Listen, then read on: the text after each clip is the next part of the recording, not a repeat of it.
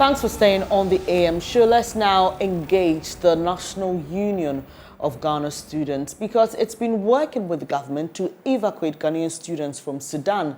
The Foreign Affairs Ministry says it's so far evacuated 2 batches of 50 and 27 identified Ghanaian nationals to safety in a different part of Sudan and not where the heart of the war is. Now, they will later be transported to the Ethiopian border where they will be received by officials of the Ghanaian embassy there and processed for Ethiopian entry visas.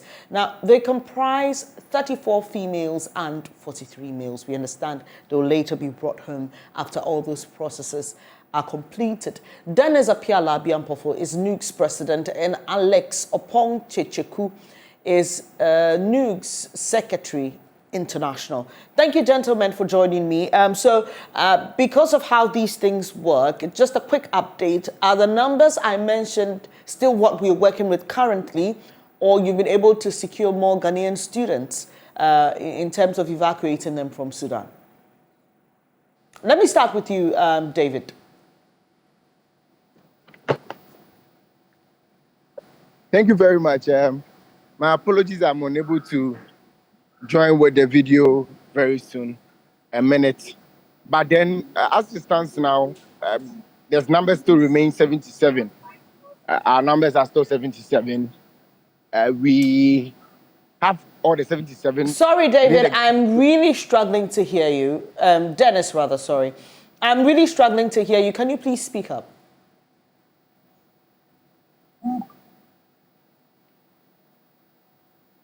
Hello, please, do you hear me well? Can you hear me well, please? Hello, Dennis. It's manageable.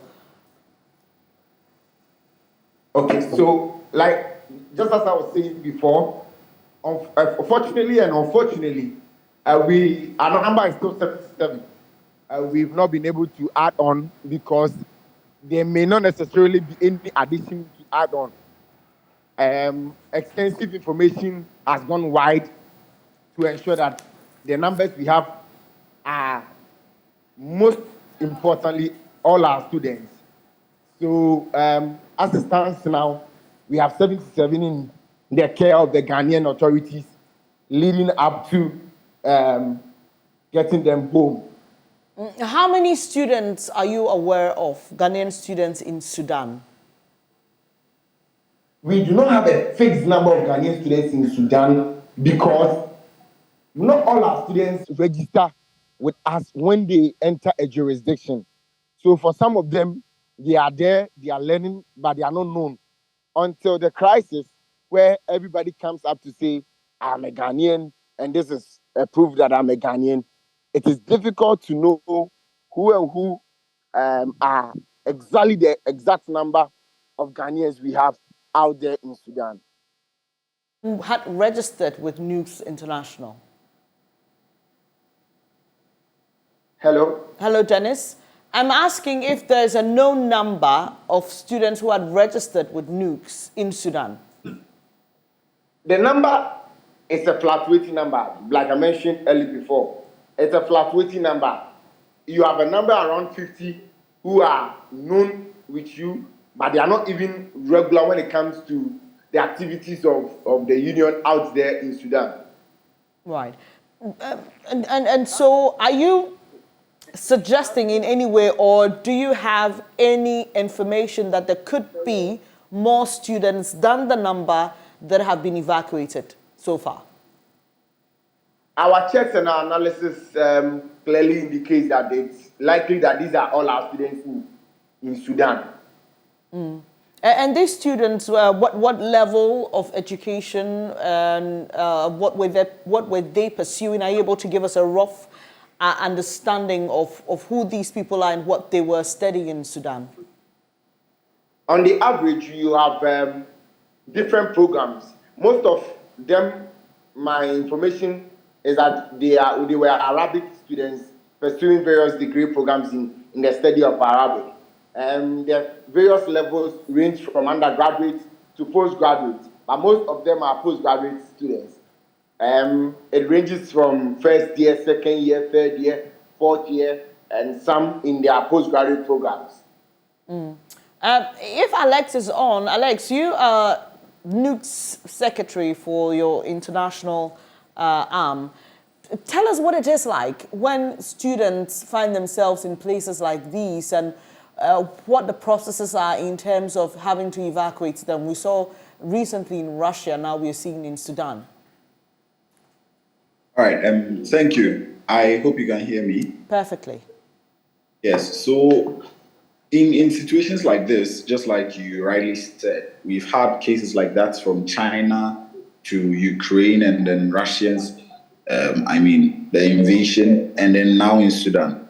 So in situations like this, the consul in the specific country where there is a problem or where students may have been affected, all of those students who reported to the consul on their arrival to that particular country are catered for by the data of the consul. And so they or reaching them is not as difficult as those who arrived and may not have their details captured by the consul or the embassy in the specific country.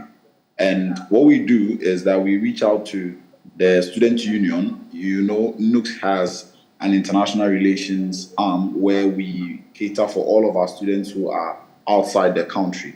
So we try as much to reach out to the student arm there or the student leadership there to help in mobilizing the students or putting our contacts for our students who might be there but would not be in the reach of the embassy or the consul that exists in that particular country. So that was the case that happened in Ukraine, for instance, which is the most recent, this one, and then now in Sudan. So that is basically the roadmap in trying to evacuate some of these students from danger zones into safety. I just want to understand, is it easier for you when students register, or in situations like this, you don't look too much to whether the person is a NUC's member or not? What are the protocols for you as NUCs when you have to help in the evacuation of students? So for us as a union, it is our mandate to look out for the welfare of every student who is of Ghanaian descent. Right. And extends beyond just studying in Ghana to studying outside as well. Because if you look at the remit of the union's constitution, it embodies all of the students who are Ghanaians, and even to an extent for foreign nationals who study in our country. And so when issues of such nature happen, what we do is that we try as much as we can to reach almost everybody who's of Ghanaian descent. And the issue of whether they are a member or not does not really come in, because once they are Ghanaians and they are students, they are de facto, members of the union.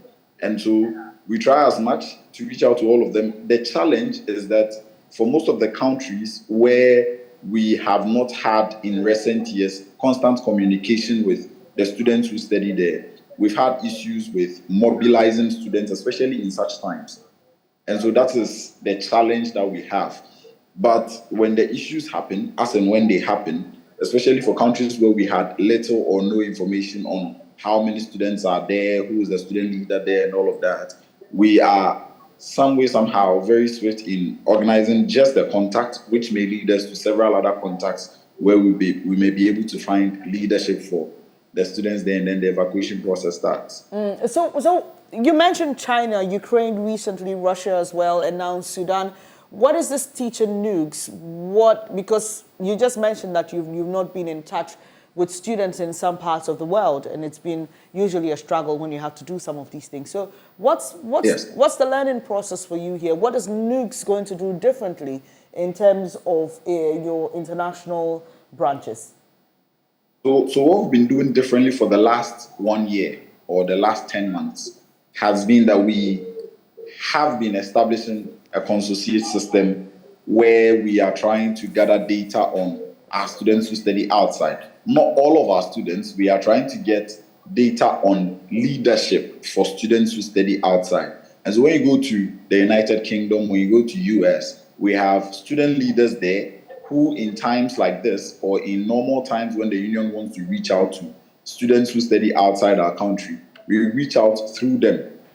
And I think that this is a plan that we intend to replicate in almost every other country where we may find Ghanaians. It will impress you to know that Ghanaians are very very, very enthused about traveling and especially exploring any other opportunities that they may find outside our country.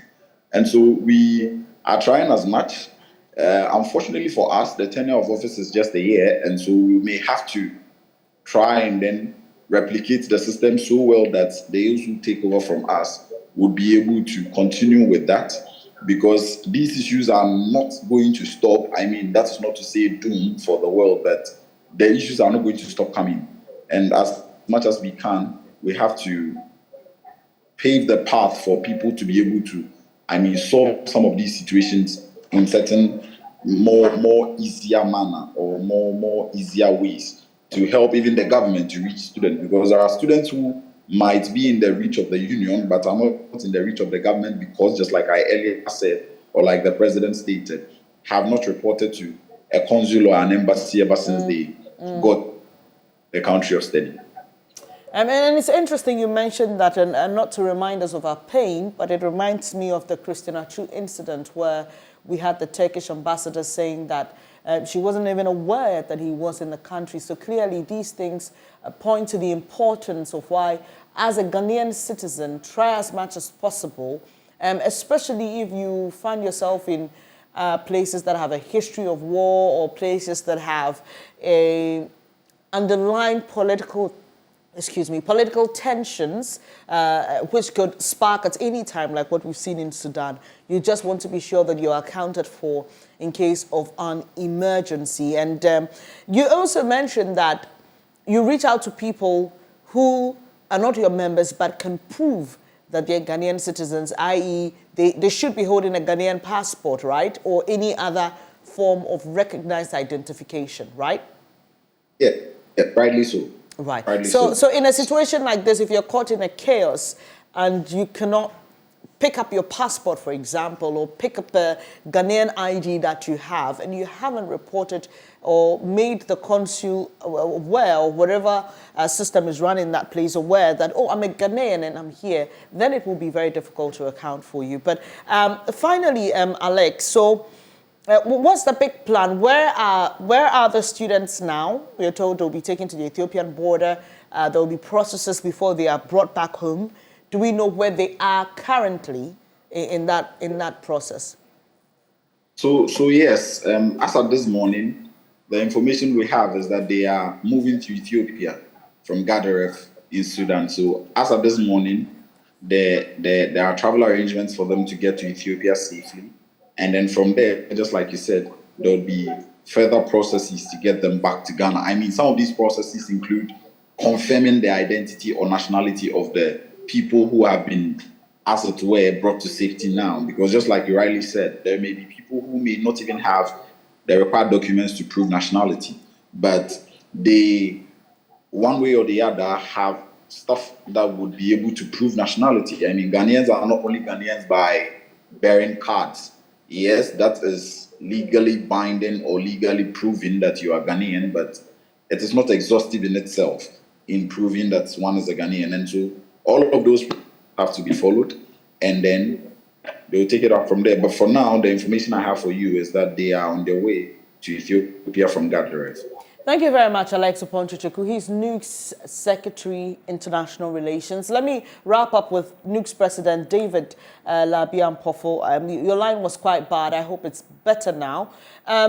How easy or difficult was it in helping the Ghanaian officials in Sudan locate your students? And what will your last words be to Ghanaians who are studying abroad on how to go through all the checks and balances to ensure that in situations like this, they are safe and accounted for? Thank you very much. My apologies for the breakages in my line early on. I think that it was not easy. Let me put that on record. It wasn't easy because if you don't have a good database and a registry, it is always difficult mobilizing your numbers. And so I'm sure we've all learned our lessons as young people and as Ghanaians who are outside the jurisdiction. We had to use all forms of unorthodox means, the people we know, the few ones we know, sending message from one person to the other in order to mobilize our people and ensure that we get everybody to safety. So it has been a lot of informal gathering for us at the National Union of Ghana students. But at least the joy is that every single one of them is safe, and then we are in constant discussions with them. This morning, like Alex mentioned, we are informed that they are en route to Ethiopia. It's been a stressful journey for them, I must say, as young people who are caught up in the anxiety and what have you. I'm hoping that going forward, everyone, not just students, every Ghanaian who leaves their jurisdiction, especially to study and to engage in work purposes, would report to the consular or the embassy or the high commission or whichever system that runs, or associate with the rights organization or body mandated to do that. So for us at the National Union of Ghana students, we'll deepen our efforts, we'll deepen our work towards mobilization and a proper database management.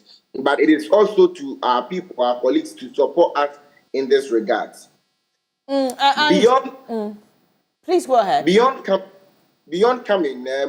getting to the Ethiopian border, yesterday we met the Ministry of Foreign Affairs and the Director for Consular Services, Mr. Mauto Fiago, and then the Director of Public Affairs.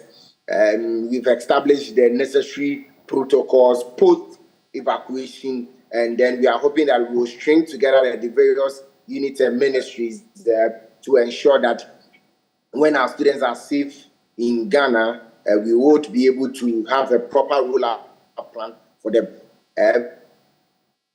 When the date of their arrival is confirmed, we will surely communicate with your team at the multimedia. And finally, I know you have a strong association in Ukraine, for example. I know there was a very vibrant one there. Which other countries do you have strong, vibrant NUGS international associations? Oh, I mean, we have quite strong in a lot of countries, in Hungary, in Russia, in UK, in US, in there are a lot of Germany, Italy, Spain. We have a lot of them. In South Africa, we have a very strong network of student groups there. We have a couple of them out there which are very strong. We are hoping that we can replicate it in China. We have a strong one in China too. Yeah. I'm doing this because there may be Ghanaian students watching us from other parts of the world who may not be aware. So I want to believe NUGS has a website they can visit and get all the details so that they can get in touch. Thank you so much. Dennis Apia-Labi Ampofo is NUGS president. Then we were just discussing efforts to evacuate Ghanaian students caught up in that war in Sudan currently. And the good news is that they have been evacuated, and we believe that is all the students of Ghanaian descent who find themselves in Sudan. They have been evacuated en route to Ethiopia for forward repatriation to Ghana. Well, it's now time to give you some information on a really exciting program we have for you. When I say we, I mean this organization. And we'll be letting you in on the details right after this Tuesday.